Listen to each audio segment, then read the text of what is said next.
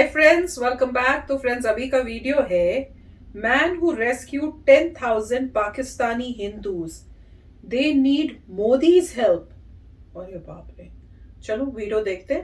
पर वीडियो शुरू करने से पहले अगर आप चैनल पर नए हो और आपने अभी तक सब्सक्राइब नहीं किया तो जल्दी से सब्सक्राइब के बटन और बेल आइकन को क्लिक कर लो ताकि आपको हमारे सारे न्यू वीडियोस की नोटिफिकेशन मिल जाए जैसे हम अपलोड करें। अगर आपको वीडियो पसंद आता है प्लीज़ लाइक एंड शेयर और ट्विटर में हमें फॉलो करें। जब भी हमारे किसी भी चैनल में नई वीडियोस आती है तो ट्विटर में आपको नोटिफिकेशन आ जाएगा। चलिए शुरू करते हैं।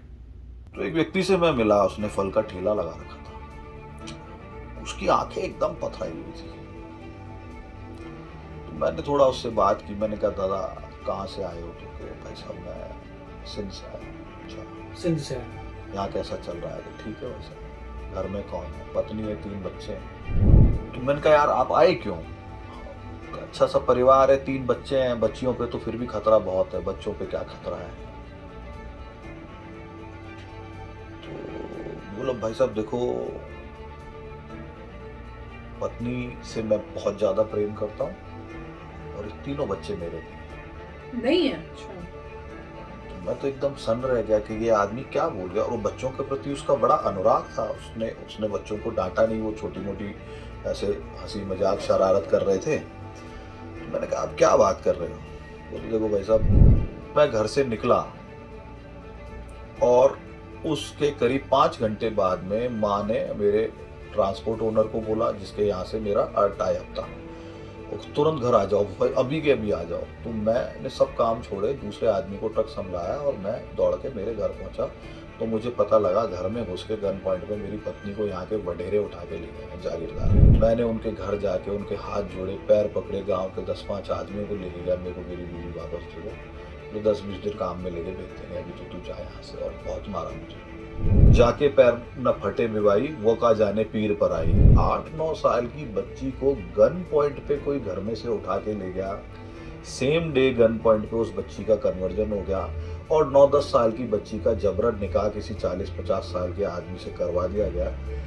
ये सुन के रात को नींद आना बंद हो गई जी। एक बहन है हमारी जोधपुर में, वो कहती है कि भैया मेरी माँ को निकलवा दो पाकिस्तान से। मैंने कहा, बात क्या है बताओ बहन जी।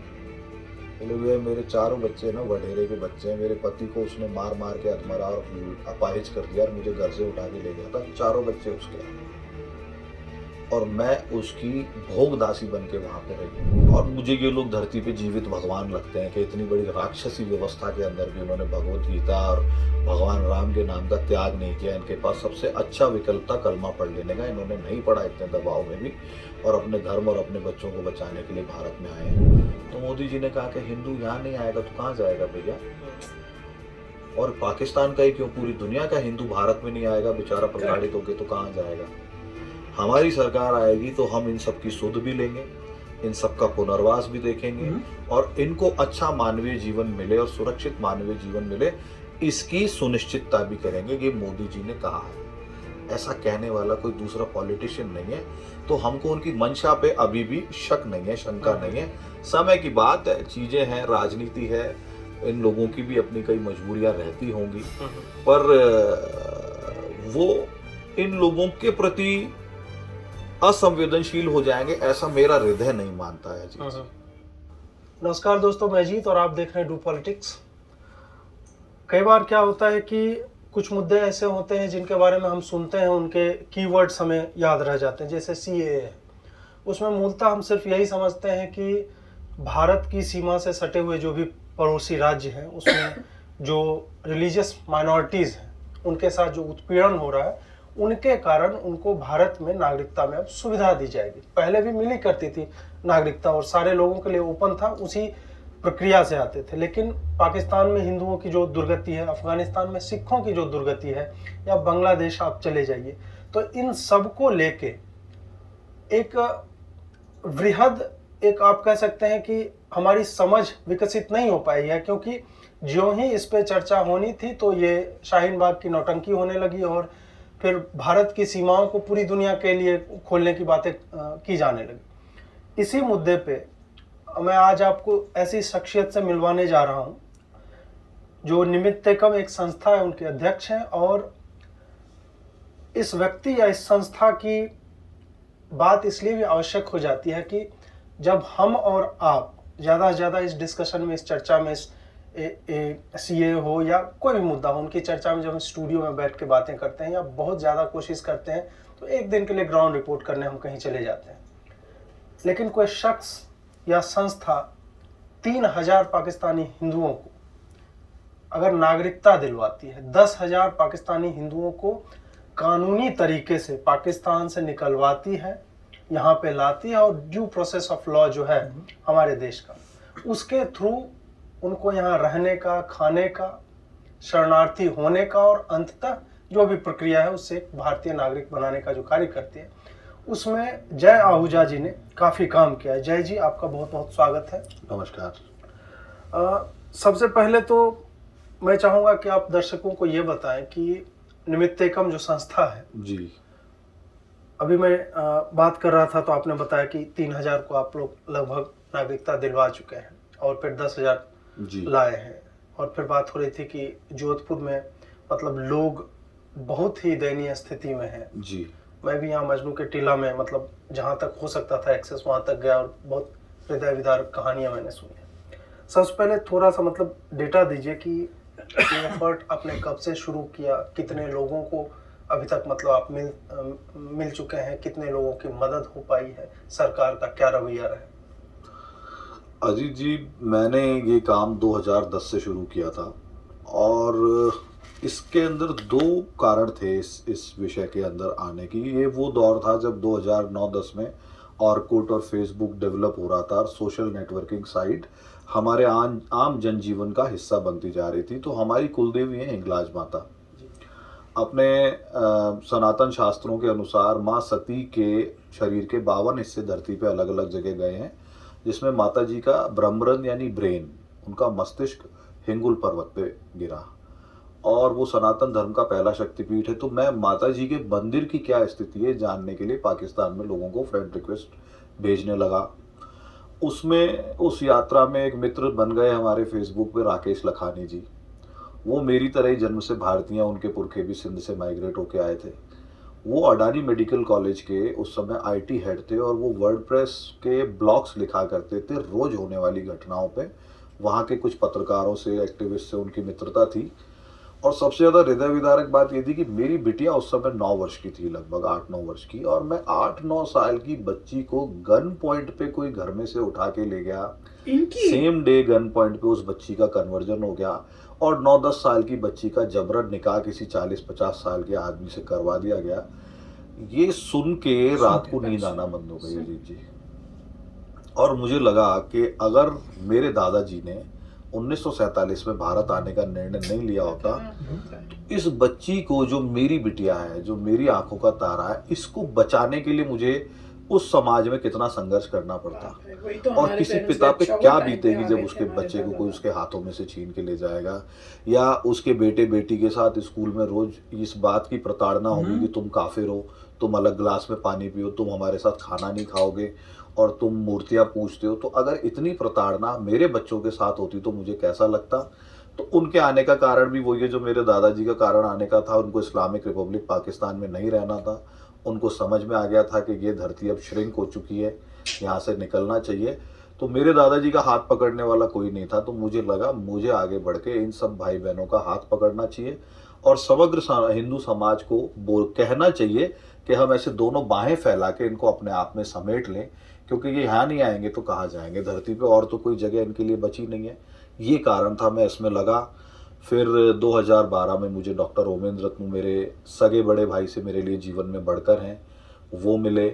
हम लोगों ने इसको इंस्टीट्यूशनलाइज करने का सपना देखा और फिर जब अनुकूल समय आया मोदी जी की सरकार बनने के बाद में, तो हमने निमित्तेकम नामक एनजीओ का गठन किया और उसके बैनर पे हमने अब तक 12 पाकिस्तानी हिंदू भाइयों को हमने अपने यहाँ सैलरीड रखा है। जाके पैर न फटे बिवाई, वो का जाने पीर पर आई। तो इस विचार से उन लोगों ने इतना एक्स्ट्रा ऑर्डिनरी काम किया है हमारी टीम ने। उनकी खुद की किसी की नागरिकता नहीं हुई है, लेकिन उनके ग्राउंड वर्क और उनके परिश्रम और हमारे सहयोग और हमारे साथ में काम करने से अब तक 3,000 लोगों को हम नागरिकता दिलवा चुके हैं। जो आपने कहा कि पाकिस्तान से 10,000 लोगों को निकाला, तो ये निमित्तिकम का काम वहीं से शुरू हो जाता है जब पाकिस्तान में बैठा हुआ कोई हिंदू सिख ये सोचता है कि मुझे भारत जाना है। वो तुरंत अपने किसी परिचित को, मित्र को, रिश्तेदार को फ़ोन करता है और भारतीय नागरिक की स्पॉन्सरशिप गारंटी का डॉक्यूमेंट के बिना भारत का वीज़ा एम्बेसी में अप्लाई नहीं किया जा सकता। इस्लामाबाद भारतीय दूतावास में अगर किसी को वीज़ा के लिए फाइल लगानी है तो उसको भारतीय गारंटर चाहिए। वो गारंटी के कागज़ निमित्तिकम बनवाता है, उसको गवर्नमेंट ऑफिसर से अटेस्ट करवाते हैं, उसको पाकिस्तान तक पहुंचवाते हैं लीगल तरीके से, और उन लोगों के वीज़ा के पेपर्स वहाँ पे फाइल करने के लिए उनको हम प्रेरित करते हैं। और फिर जब उनके वीज़ा के पेपर लग जाते हैं तो गारंटर की वेरिफिकेशन आईबी करती है। इसमें 3-4 महीने का समय लगता है। वो ठीक तरीके से होके और वापस पाकिस्तान तक पहुंचे और संबंधित व्यक्ति को वीज़ा मिले, इसका हम लोग प्रयास करते कितना हैं। टाइम लगता है तो इसमें? ऐसे जब कोई पाकिस्तान से निकलना चाहता है तो उसको हम फैसिलिटेट करते हैं, उनके रिश्तेदारों को मोटिवेट करते हैं, उनके गारंटी लेटर बनवाते हैं और पाकिस्तान भेजते हैं। ये एक प्राथमिक काम निमित्तिकम का मैंने आपको बताया। इसको और आगे बढ़ा दें तो व्यक्ति जब भारत के बॉर्डर में आ गया तो वो विदेश मंत्रालय का केस नहीं है, फिर वो गृह मंत्रालय का मामला है, तो उसको तुरंत सीआईडी के दफ्तर में ले जाके हम रजिस्टर्ड करवाते हैं। 90 दिन का वीज़ा लेके ज़्यादातर लोग आते हैं, विजिट वीज़ा। उस वीज़ा को लॉन्ग टर्म वीज़ा में कन्वर्ट कर दिया जाए और उनकी शरण की एप्लीकेशन, असाइलम की एप्लीकेशन हम लोग एफिडेविट के साथ लगवाते हैं और निश्चित रूप से उनकी शरण की एप्लीकेशन मंजूर हो और वो भारत में रह पाए, ये सुनिश्चित करते हैं। फिर उनके बच्चों के एडमिशन है। राजस्थान ऐसा पहला स्टेट है जहाँ पे राइट टू एजुकेशन में बच्चे एंटाइटल हुए 2012 में हमारे प्रयासों से। उसके बाद भारत के अन्य राज्यों ने भी उसी ऑर्डर को फॉलो करके अपने अपने यहाँ लोकली ऑर्डर किए। तो राइट टू एजुकेशन में ज़्यादातर बच्चे पढ़ रहे हैं अच्छे स्कूलों में। मेडिकल का जो अरेंजमेंट है वो मेरे बड़े भाई आदरणीय डॉक्टर ओमेंद्र रत्नू खुद एक सर्जन है और ईएनटी सर्जन है, तो उन्होंने जयपुर, जोधपुर, कई शहरों के स्थानीय डॉक्टरों को कंसोर्टियम बना के जोड़ा हुआ है। क्योंकि पाकिस्तानी पासपोर्ट होल्डर हैं तो वो आयुष्मान भारत या ऐसी किसी भी सरकारी योजना के लाभार्थी नहीं हो सकते। फिर माननीय राजनाथ सिंह जी के समय एम्स जोधपुर को एक चिट्ठी लिखवाई गई थी कि इनको इलाज करने के लिए एंटाइटल किया जाता है। वो उन्होंने ये जो स्वास्थ्य मंत्रालय है इसके सहयोग से कराया था। तो दिल्ली से जो चिट्ठी गई तो उसके कारण जोधपुर एम्स एक बहुत बड़ी सुविधा के रूप में हमारे लिए, अब हमारे लोगों के लिए उपलब्ध हो गया। तो एक 360 डिग्री एक शब्द है, 10 दिशाओं से किया जाने वाला, राउंड द क्लॉक किया जाने वाला काम है। और मैं मेरे बच्ची को भी ऐसे ही संस्कार दे रहा हूँ कि जब मैं ना रहूँ तो भी ये लाखों लोग फंसे हुए हैं, तो तुम लोग ये काम जरूर करना। चैरिटी बिगिंस एट होम वाली बात अगर कहें तो वो घर में भी होना ही चाहिए हमारे। इतने केसेस आपने ये किए हैं, उन्हें मतलब अपने अंतिम परिणाम तक पहुंचाए हैं, तो इसमें से कई मामले ऐसे भी आए होंगे जो मतलब जाहिर सी बात है कि जिसके ऊपर बीतती है वो महसूस करता होगा, लेकिन एक व्यक्ति के तौर पे जब आपके सामने इस तरह की कहानियाँ आती होंगी कि किसी की बेटिया को खींच लिया, हम लोग पढ़ते हैं न्यूज़ में, और आप जब उन माताओं से मिलते होंगे या उस पिता से मिलते होंगे, कोई ऐसी कहानी जो आपको याद हो तो वो बताइए। मैं मतलब एक अंग्रेजी में शब्द होता है स्पीचलेस, या शब्दहीन हो जाते हैं हम, उनके निशब्द हो जाते हैं उनके पीड़ा के बारे में सोच के। तो हरियाणा के एक शहर में हमें जानकारी मिली कि कुछ लोग रह रहे हैं, तो मैंने कहा कि भाई इनका कोई, हमारे यहाँ राजस्थान में बोलते हैं धनी धोरी, राजस्थान में तो निमित्तिकम है, बाकी ज़्यादातर स्टेट्स में इनका धनी धोरी, कोई माई बाप, कोई रखवाला, कोई गार्जियन लोकल नहीं है। तो मैं हर जगह पे मैंने पहुंचने का प्रयास किया है, कम से कम उत्तर भारत में। तो मैं जालंधर भी गया हूँ, 300 परिवार वहाँ रह रहे हैं। हरियाणा के, मैं शहर का नाम इसलिए नहीं लूँगा क्योंकि मैं उस व्यक्ति को आइडेंटिफाई नहीं करना चाहता। तो हम मिले उनसे तो पता चला कि यहाँ फल फ्रूट के ठेले लगा रहे हैं, पास के एक पार्क में, सरकारी पार्क में टेंट लगा के रह रहे हैं। कुछ स्थानीय हिंदू एक्टिविस्ट उनकी सहायता भी कर रहे हैं थोड़ी थोड़ी रोजगार, रोजी रोटी के लिए। तो एक व्यक्ति से मैं मिला, उसने फल का ठेला लगा रखा था, उसकी आंखें एकदम पथराई हुई थी। तो मैंने थोड़ा उससे बात की, मैंने कहा दादा कहाँ से आए हो? तो कहे भाई साहब मैं सिंध से आया हूँ। अच्छा, यहाँ कैसा चल रहा है? कि ठीक है भाई साहब। घर में कौन है? पत्नी है, 3 बच्चे हैं। मैंने कहा अच्छा। जरा चलो बच्चों से मिलेंगे, चाय वाय पियेंगे आपकी झोपड़ी में। अरे भाई साहब वहाँ जगह ही नहीं। मैंने कहा हम सड़क ज़मीन पे बैठेंगे ना आपके साथ, मैं आपसे बड़ा थोड़ी हूँ, मैं भी तो कच्ची बस्तियों में ही रहता हूँ आपकी तरह। हालांकि मैं रहता भी हूँ, मैं हमारे भील समाज, मेघवाल समाज की बस्तियों में जाके ही रहता हूँ जोधपुर में, ज़्यादातर समय उनके बीच में ही निकलता है। मैं उनके बीच में बहुत सहज भी हूँ। और मुझे ये लोग धरती पे जीवित भगवान लगते हैं कि इतनी बड़ी राक्षसी व्यवस्था के अंदर भी उन्होंने भगवत गीता और भगवान राम के नाम का त्याग नहीं किया। इनके पास सबसे अच्छा विकल्प था कलमा पढ़ लेने का, इन्होंने नहीं करेक्ट। पढ़ा इतने दबाव में भी, और अपने धर्म और अपने बच्चों को बचाने के लिए भारत में आए हैं। तो मैं थोड़ा उनको मैंने इंसिस्ट किया, आग्रह किया, तो वो मुझे ले गए अपने झोपड़े में। एक 10 बाई 15 का झोपड़ा होगा, टेंट लगा हुआ था, बीच में एक चादर खींच रखी थी, उधर जो है भाभी जी ने छोटी सी अपना स्टोव की व्यवस्था कर रखी थी, और इधर एक खाट थी। तो हम दोनों खाट पे बैठ गए, बच्चे पास में थे तो उन्होंने कहा जाओ तुम जरा खेलो बाहर। तो मैंने कहा यार आप आए क्यों? अच्छा सा परिवार है, 3 बच्चे हैं, बच्चियों पे तो फिर भी खतरा बहुत है, बच्चों पे क्या खतरा है? तो बोला भाई साहब देखो, पत्नी से मैं बहुत ज़्यादा प्रेम करता हूँ और ये तीनों बच्चे मेरे नहीं। तो मैं तो एकदम सन रह गया कि ये आदमी क्या बोल गया। और वो बच्चों के प्रति उसका बड़ा अनुराग था, उसने उसने बच्चों को डांटा नहीं, वो छोटी मोटी ऐसे हंसी मजाक शरारत कर रहे थे। तो मैंने कहा आप क्या बात कर रहे हो? बोलते देखो भाई साहब, ये हमारी रिश्तेदारी में दूर में मेरी पत्नी थी, और एक शादी में मैंने इसको देखा था, एक दोनों ओर की रिश्तेदारी की शादी थी। तो मैं मेरी माँ का इकलौता बेटा हूँ, तो मैंने मेरी माँ से कहा कि मुझे इसी से शादी करनी है। मेरी माँ रिश्ता लेके गई, वहाँ पाकिस्तान में हमारी कुछ 50 बीघा ज़मीन थी नहरी इलाके में घर की, और मेरे पास 3 ट्रक थे, और मेरा 2 मंजिल का मकान भी था गांव में। तो मैं अच्छे से, मेरी शादी हुई, मैं इनको लेके आया। वह मेरा काम ऐसा था कि 5 दिन बाद शादी के मैं अपना ट्रक लेके चला गया, क्योंकि मेरे को वचन दिया हुआ था, मैंने माल लोड करके पहुंचाना था मेरे को बलूचिस्तान। तो मैं घर से निकला, और उसके करीब 5 घंटे बाद में माँ ने मेरे ट्रांसपोर्ट ओनर को बोला, जिसके यहाँ से मेरा टाई अप था, और तुरंत घर आ जाओ भाई, अभी के अभी आ जाओ। तो मैंने सब काम छोड़े, दूसरे आदमी को ट्रक संभलाया, और मैं दौड़ के मेरे घर पहुंचा। तो मुझे पता लगा घर में घुस के गन पॉइंट में मेरी पत्नी को यहाँ के वडेरे उठा के ले गए हैं जागीरदार। कौन से ले गए हैं वो भी सब खुल्लम खुल्ला लेके गए, तो डंके की चोट पे, तो ये भी छुपी हुई बात नहीं थी कौन ले गया। मैंने उनके घर जाके उनके हाथ जोड़े, पैर पकड़े, गांव के 10-5 आदमियों को लेके गया, मेरे को मेरी बीवी वापस दे दो, तो 10-20 दिन काम में लेके भेज देंगे, अभी तो तू जा यहाँ से। और बहुत मारा मुझे। अब एक बात तो मेरे मन में ये थी, मेरे मन में तो नहीं थी, लेकिन एक मेरे पास विकल्प ये था कि मैं इस आधार पे मेरी पत्नी को छोड़ दूं, पर उसकी तो कोई गलती नहीं थी। अगर मेरी पत्नी सुंदर है तो हर व्यक्ति अच्छी सुंदर घरेलू स्त्री से शादी करना चाहता है, तो मैंने इसलिए शादी की। ये घटना की लगातार पुनरावृत्ति हुई, और उस व्यक्ति के 3 बच्चे नहीं थे, इसलिए वो भारत आया था।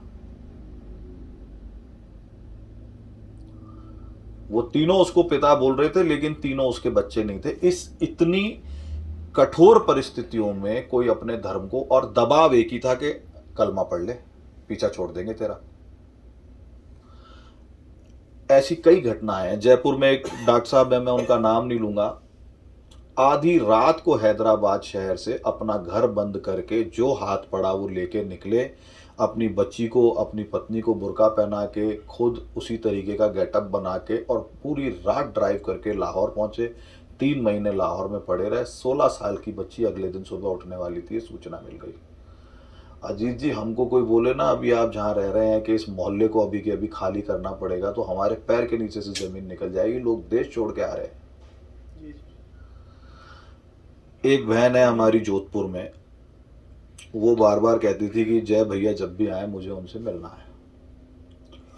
वो आई थी 2018 में, तो मुझे सूचना मिली, तो मैंने कहा उन बहन जी को कहो कि आज मैं भोजन उन्हीं के यहाँ करूँगा, खाना उनके यहाँ ही खाऊँगा। तो बोले कि भैया वो आपको बोल रहे हैं, मैं अकेले में बात करूँगी भाई साहब से। मैंने कहा हमारी बहन है, अकेले में बात करना चाहेंगे तो कर लेंगे, आप लोग 2 मिनट बाहर रुक जाना। और है तो सब टीन टाट की झोपड़ियाँ ही। तो हम चले गए भाई साहब वहाँ। वो कहते कि भैया मेरी माँ को निकलवा दो पाकिस्तान से। मैंने कहा बात क्या है बताओ बहन जी।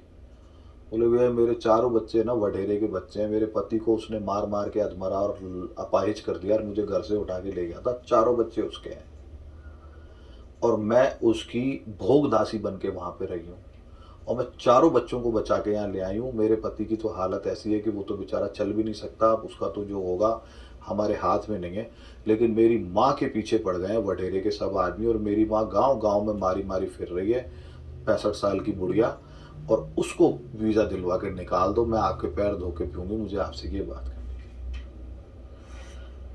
अंतहीन वेदना है अजीत जी, हम कितनी पूरी रात भी बात करें तो बातें खत्म नहीं होंगी अजीत ये जी। रियलिटी है। अरे यही शायद कारण है कि इसी तरह की कहानियां आती हैं तो हम सीए की मतलब अमेंडमेंट उस एक्ट में लाने की कोशिशें होती है। तो इसका थोड़ा हिस्टोरिकल पर्सपेक्टिव समझाइए कि अजीत जी, ये सिटीजनशिप एक्ट वो कमिटमेंट है जो भारत की पहली सरकार ने किया था।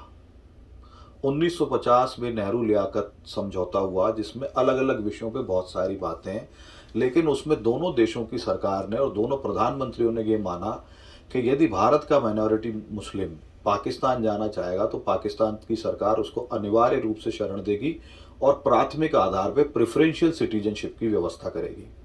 यही बात भारत की सरकार ने भी मानी कि अगर अभी भी किसी को लगता है कि हमसे 47 में गलत निर्णय हो गया और हमें भारत आ जाना चाहिए था, वहाँ के माइनॉरिटी हैं, तो भारत सरकार उनको अनिवार्य रूप से शरण देगी, साथ ही उनके लिए कोई प्रेफरेंशियल सिटीजनशिप की व्यवस्था भी करेगी। अब लंदन से आने वाले आदमी को, अमेरिका से आने वाले आदमी को और कहीं यूरोप से आने वाले आदमी को और अविभाजित भारत के नागरिक को एक श्रेणी में नहीं रख सकते, वो हमारे ही भाई बहन है, कल ही तो लाइन खींची है। तो इस आधार पे 1953 में एक पार्लियामेंट्री कमेटी बनी, उस कमेटी की फाइंडिंग्स, उस कमेटी का काम था सिटीजनशिप एक्ट को लिखना, ड्राफ्ट करना।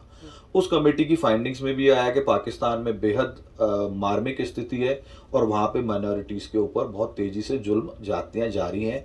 उस आधार पे एक क्लॉज रखा गया नेचुरलाइजेशन का, प्राकृतिक रूप से भारत का नागरिक बनने का किसको अधिकार है। उस क्लॉज की प्रथम शर्त है सेक्शन 5(1) है। सेक्शन 5(1) ये कहता है कि यदि आप पाकिस्तान की माइनॉरिटी हैं, अल्पसंख्यक है वहाँ के, आप भारत में 7 वर्षों से रह रहे हैं और आपके पास ये प्रमाण है कि आप खुद या तो 47 से पहले पैदा हुए हैं या फिर आपके माता पिता 47 से पहले अविभाजित भारत के नागरिक थे, तो आपको प्रेफरेंशियल सिटीजनशिप लेने का अधिकार है। सिटीजनशिप एक्ट की जरूरत इसलिए पड़ी कि अब जो लोग हैं उनके पास ये प्रमाण नहीं है कि 47 से पहले उनके पिताजी पैदा हुए थे, तो वो 12 साल वाले बाय रजिस्ट्रेशन वाले नॉर्मल सिटीजनशिप वाले क्लॉज में चले जाते हैं। उससे उनकी और उनके बच्चों की जीवन नर्क हो जाता है और उनको बहुत लंबे समय इंतजार करना पड़ता है। तो हमने भारत सरकार से सिटीजनशिप अमेंडमेंट एक्ट में यही आग्रह किया था कि आप ये 1947 वाली शर्त को हटवा दीजिए और इन लोगों को एक ही समय नागरिकता मिल जाए, ऐसी व्यवस्था कीजिए पूरे परिवार को। तो 7 वर्ष को घटा के 5 वर्ष कर दिया और ये 47 वाली जो 1947 से पहले जन्म वाली जो शर्त थी, इसको सिटीजनशिप एक्ट में हटा दिया। दूसरा जिसपे बवेला हो रहा है कि एक्सपायर्ड पासपोर्ट पे भी नागरिकता ले सकते हैं, तो भैया पाकिस्तान एम्बेसी को अरबों रुपए पासपोर्ट रिन्यूअल के भारत का अंदर रहने वाला व्यक्ति क्यों दे जब उसको पाकिस्तान वापस लौटना ही नहीं है। तो नागरिकता त्याग पत्र प्रमाण पत्र के नाम पे हजारों लाखों करोड़ों रुपए पाकिस्तान एम्बेसी को कोई क्यों दे जब उसको भारत में ही रहना है, भारत से लौटना ही नहीं है। शिवराज पाटिल जी के समय ये अरेंजमेंट सेम हुआ था कि जिन लोगों को 7 वर्ष से अधिक भारत में आए हुए हो गए 2004 से के जब नागरिकता की विंडो खोली गई थी, उनको पासपोर्ट रिन्यूअल की कोई आवश्यकता नहीं है, वो कलेक्ट्रेट में जाके एक एफिडेविट दें और पासपोर्ट सरेंडर कर दें। इसी प्रकार का एक ऑर्डर 2014 में माननीय राजनाथ सिंह जी ने भी किया था, जिसकी मेरे पास में देखिए कॉपी है। ये ऑर्डर होता है 17 नवंबर 2014 को। इसमें भी ये कि ये बात 6 नंबर कॉलम के अंदर कही गई है, आपको मैंने दिया है, आप स्कैन करके दर्शकों को दिखाइएगा। और फिर इसी का क्लेरिफिकेशन 2016 में जब माननीय राजनाथ सिंह जी ने हम लोगों के आग्रह पे जो नागरिकता देने के अधिकार केंद्रित हैं भारत के गृह सचिव के पास, हमारे आग्रह पे शिवराज पाटिल जी की तरह ही दोबारा से नागरिकता देने के अधिकार 2 साल के लिए कलेक्टरों को दिए, तो उसमें भी मेंशन किया कि हम 23 दिसंबर 2016 को यह आदेश जारी कर रहे हैं कि अब से 7 वर्ष पूर्व 31 दिसंबर 2009 तक जिनका भारत में अराइवल हो चुका है उनको अपने पासपोर्ट कलेक्ट्रेट में ही सरेंडर करने हैं, पाकिस्तान एम्बेसी में धक्के खाने की कोई जरूरत नहीं है। और वो एक एफिडेविट लिख करके रेनाउंसेशन सर्टिफिकेट भी प्राप्त करने की पाकिस्तान एम्बेसी से जरूरत नहीं है। एक 100 रुपए के स्टाम्प पे एफिडेविट लिखे कि हमने पाकिस्तान की नागरिकता को शपथ पूर्वक त्याग दिया है और भारत की नागरिकता ले लें। अब तो काफ़ी मतलब अच्छा वीडियो था। और यहाँ पे जो है एक एनजीओ है जो अपनी क्लियरली बात कर रहे हैं, जो अट्रॉसिटीज़ बता रहे हैं वो मेरे ख्याल से लोगों ने पहले सुनी नहीं होगी, एटलीस्ट हमने तो नहीं सुनी। इनके मुंह से, जो इनका खुद का एनजीओ है, वो बता रहे हैं कि क्या वहाँ पे हो रहा है। और वैसे देख के किसी का भी खून खौलेगा और आपको लगेगा ये गलत हो रहा है, आप अपनी माइनॉरिटी को सही ट्रीट नहीं कर रहे, और उनकी अगर रक्षा इंडिया नहीं करेगा तो और कौन करेगा। तो ये बात सही थी। मैंने पहले भी ये कहा था कि जो हिंदूज़ वहाँ पे प्रॉब्लम आ रही है उनको इंडिया ही हेल्प कर सकता है, और इंडिया को मेरे ख्याल से कुछ ऐसा सिस्टम करना चाहिए जो ज़्यादा एग्रेसिव हो और आसानी से अपने लोगों को ला सकें। इतना भी करना चाहिए कि आप एयरलिफ्ट कर सकें। मैं तो यही मानना है कि अगली कंट्री को अगर जवाब देना है तो आपको देखना पड़ेगा, पहले अपने लोगों से वहाँ पे इन्वेस्टिगेट करना पड़ेगा क्या वो जेन्युइन लोग हैं। अगर आपको कंफर्म होता है कि हाँ वो जेन्युइन लोग हैं, उन पे जुल्म हुए हैं, वो हिंदू माइनॉरिटी है, वो चाहते हैं कि इंडियन सिटीजनशिप मिले, तो ऐसे ऑपरेशंस होने चाहिए कि हमारे वहाँ प्लेन्स जाएं, उनको उठाएं और यहाँ ले आए, उनको बताने के लिए कि इंडिया कोई छोटी मोटी कंट्री नहीं है। अगर तुम परेशान करोगे किसी भी हिंदू को, क्योंकि हमारे जो है हिंदू इंडिया से थे, और अगर वहाँ पे आप परेशान करते हैं, एक्चुअली हिंदुज़म था तो पूरे एरिया में, टेक्निकली अगर जाए तो अफ़गानिस्तान और पाकिस्तान, इंडिया, जितने बर्मा, मतलब पूरे एरिया में हिंदुज़म था, वैदिक लोग रहते थे। तो अब वहाँ पे जो भी है हालत ये है, तो इंडिया को बोलना चाहिए था कि हम सिर्फ ये वेट नहीं करेंगे कि आप उनको पहले वीज़ा दें इंडिया में आने का, फिर वो इंडिया आएँ। क्योंकि दिक्कत ये है, जैसे बता रहे हैं कि वो लोग वहाँ पर इतने प्रोसेस इतने टेढ़े हैं, अगर किसी को वीज़ा चाहिए इंडिया आने का तो प्रॉब्लम क्रिएट कर रहे हैं। तो पहले तो वहाँ लोग आ ही नहीं पा रहे, गरीब लोग जो हालत ख़राब की हुई है, वो पुलिस में अगर उन्होंने कंप्लेंट भी की होगी तो कुछ नहीं हुआ, राइट। वो बंदे जो इनकी हालत है ऐसे ख़राब की, उन्होंने पुलिस में कंप्लेंट की होगी, किसी ने कुछ नहीं किया, मतलब पूरा उनको अब्यूज़ हो रहा है। तो इंडियन गवर्नमेंट को वही करना चाहिए, थोड़ा शातिर, कि हम जाएंगे, हमारे एयरप्लेन जाएंगे, आर्मी के, एयरफोर्स के, हम वहाँ पे उनको एक्सट्रैक्ट करेंगे। चाहे कोई भी सिटीजन हो, जो कोई भी मतलब ऐसा इंसान हो, सिटीजन की बात नहीं, कोई भी ऐसा इंसान हो जो हमने वेरीफाई कर लिया कि ट्रूली हिंदू है और उसकी प्रॉब्लम है, वहाँ से पिकअप करें, यहाँ ले आए, वो यहाँ पे कागजी कार्रवाई कर दें, हाँ मैं तुम्हारी सिटीजनशिप को बाय बाय करता हूँ और इंडिया की ले रहा हूँ मैं। तब उनको पता लगेगा कि किस तरीके से इंडिया इतना पावरफुल कंट्री है कि अगर तुम जुल्म करोगे, या वहाँ पे ये क्लियर हो जाए कि गवर्नमेंट ने कुछ नहीं किया। जैसे उन्होंने पुलिस में कुछ नोट किया होंगे, उसका अगर कोई रिजल्ट नहीं निकला तो वही क्वेश्चन होगा कि क्यों आपने इन्वेस्टिगेट करके इस प्रॉब्लम को सॉल्व नहीं किया। और अभी कह रहे हैं 3000, दैट मीन्स 3000 मिनिमम ऐसे लोग हैं जिनके साथ कुछ ऐसा हुआ होगा जिसके वजह से यहाँ पे आए। तो काफ़ी मतलब न्यूज़ बड़ी ख़राब है, काफ़ी दुख हो रहा है कि ऐसे अट्रॉसिटी देख के, कि जैसे उन्होंने भी कहा था कि आप जो हैं किसी हेल में पैदा हो गए हैं, आपका रिलीजन दूसरा है, हेल में पैदा हो गए हैं, और आप एक झटके में कन्वर्ट हो सकते हैं, मगर कन्वर्ट नहीं हो रहे। उनकी डिटर्मिनेशन देखिए कि इतने जुल्म के बाद भी वो कन्वर्ट, 1 मिनट में कन्वर्ट होके काम खत्म, मगर कन्वर्ट नहीं हो रहे। वो कह रहे हैं रिलीजन नहीं बदलेंगे। उनको वही लग रहा है कि 1947 में गलत डिसीजन ले लिया था, उससे हमें भी खुशी मिलती है कि हमारे ग्रैंडफादर ने अच्छा डिसीजन लिया था। Thank God. हमें बड़ी खुशी मिलती है कि हमारे ग्रैंडफादर ने भी सही डिसीजन लिया था कि वहाँ से यहाँ आना बहुत जरूरी है। सब छोड़ के कि छोड़ दो सब कुछ पर अपना इंडिया जाओ। तो बहुत ही अच्छा वीडियो। तो फ्रेंड्स, इसका दूसरा पार्ट है, वो भी अभी जल्दी से देखेंगे और पता करेंगे और क्या ये डिटेल्स हमारे साथ शेयर करते हैं। तो चलो फ्रेंड्स, चलते हैं, मिलेंगे नेक्स्ट वीडियो में बहुत ही जल्द। Till then please take care and bye bye. तो अगर आप मेरे इस चैनल पे नए हो तो जल्दी से सब्सक्राइब के बटन को हिट करो और बेल आइकन को क्लिक करो, ताकि आपको मेरा जब नया वीडियो मैं लगाऊं आपको उसके बारे में जल्दी से पता चल जाए।